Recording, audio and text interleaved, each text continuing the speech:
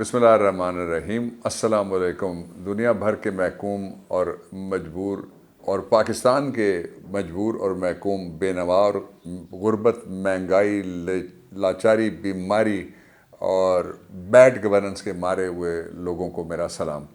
आज बहुत इम्पॉर्टेंट चीज़ें हैं जो मैं आपसे शेयर करना चाहता हूँ। उनमें सबसे पहले मैं आपसे ये शेयर करना चाहता हूँ कि एक तरफ वो जो तवे पे वो या अवन पे गरम करके या स्टोव पे गरम करके इस्त्री के ज़रिए से सूरत हाल को दुरुस्त करने वाली जो ख़ातून है, उसकी तकरीरें हैं जो सरकारी हाउसेस के अंदर की जा रही हैं, जिनका ना वो किराया देती है, ना वो बिजली, ना वहाँ जाने का कोई और इस्तेमाल का कोई और होता तो उसके ऊपर कोई आज तक तो 20 एक पर्चे हो जाने चाहिए थे, वरना चूँकि वो है लाडली इसलिए उस पर कोई पर्चा नहीं होता। दूसरा ये कि वो जो कुछ भी हज़ियान बक रही है उसकी हैसियत, वो अगर आप देखेंगे कि उसकी क्या हैसियत है तो गैलप का सर्वे आप ज़रूर देखिएगा। उसका एक पिक्टोरियल डायफ्राम है, वो मैं आपको दिखाऊंगा, उसमें उसकी औकात पता लगेगी। दूसरी तरफ ये है कि पाकिस्तान के लोग कहाँ खड़े हैं। ये गैलप ऑफ पाकिस्तान ने जो सर्वे किया है उसके मुताबिक 83%, 83% people they are standing with their skipper, और दे आर, वो सारे खड़े हैं अपने कप्तान के पीछे, उसके साथ खड़े हैं और उस काफ़िले के वो शरीक हैं। खौफ का बुत इस ज़ोरदार तरीके से पाश हुआ है कि जो खौफ का बुत उसका हशर नशर निकल गया है। बहुत सारे सबूत सामने आ रहे हैं, आप देख रहे हैं सारे, मुझे कोई तफसील में जाने की ज़रूरत नहीं है, और सामने आएंगे। मैंने कल एक इंटरव्यू में कहा था जब शुएब शेख को उन्होंने गिरफ़्तार किया था। दूसरा जो मैं पहलू आपको बताना चाहता हूँ वो ये है कि ये गैलप सर्वे पाकिस्तान में जो 83% लोग हैं वो 3 बातें कह रहे हैं। एक तो यह कि उनको कौन चाहिए, इमरान, कोई कहता है कप्तान, कोई कहता है स्किपर, कोई कहता है तब्दीली, कोई कहता है PTI, वो कहता है नया पाकिस्तान। और जो पीछे बाकी बचते हैं टोटल वो 17% हैं। वो आप ये जो जड़ी बूटियाँ हैं जहरीली 13-14 इनमें तकसीम कर लें और बाकी जो भी पॉलिटिक्स करते हैं उनमें आप कर लें तकसीम। ये वो खौफ है जो उन लोगों को है जो खौफ तारी करना चाहते थे पाकिस्तान तहरीक इंसाफ और उसके कारकुनों के ऊपर।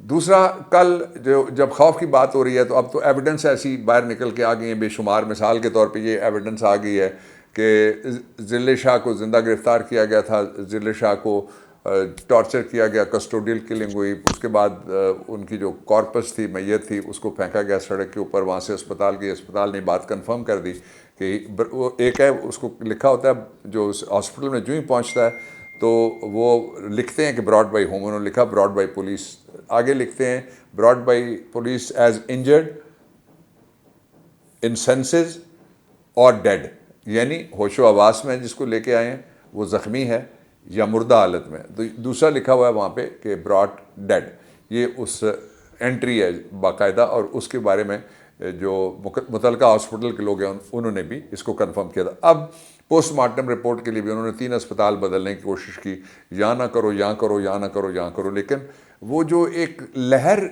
उठी है वो ये है कि एक मासूमुद्दम का मतलब ये है कि जिसका कोई कसूर ना हो, मासूमुद्दम था। दूसरा वो स्पेशल चाइल्ड थे जो ज़िले थे, और वो ऐसा मासूम आदमी जो सही मानों में मासूम आदमी था, वो अपने एक पाकिस्तान के साथ और पाकिस्तान के सबसे बड़े रहनुमा के साथ इश्क की लहर में वो आदमी था जो उसने ना कभी कोई कानून तोड़ा, ना कभी कोई गमला तोड़ा, ना कोई फूल तोड़ा। वो अपने जज्बात का सिर्फ इज़हार करते थे। जो पाकिस्तान में इज़हार राय और प्रेस की आज़ादी के ऊपर पाबंदियाँ लगाने वाली जो टीम बैठी हुई है, उस सब ने उनको निशाने पर रखा, और उस निशाने का नतीजा जो निकला वो आप देख चुके हैं कल। अब मैं आपसे शेयर करना चाहता हूँ कि जो मेरी 4 अशरों की वकालत है उसमें मैंने कोई ऐसी पोस्टमार्टम रिपोर्ट, जिसको ऑटोप्सी रिपोर्ट भी कहते हैं, मैंने नहीं देखी ना पढ़ी है जिसमें किसी शख्स के ऊपर अब ब्रूजेज, लेसरेशन, किसी जगह से थोड़ी चमड़ी उधड़ी हुई है, किसी जगह कोई सूजन है, किसी जगह कोई और इस तरह की इस कैटेगरी ऑफ जो आती है नेचर ऑफ इंजरीज़ या कैटेगरी ऑफ इंजरीज़ में आती हैं, वो तो लिखी नहीं जाती। जो ज़ख्म लिखे गए हैं वो ज़ख्म हैं 26 से ज़्यादा,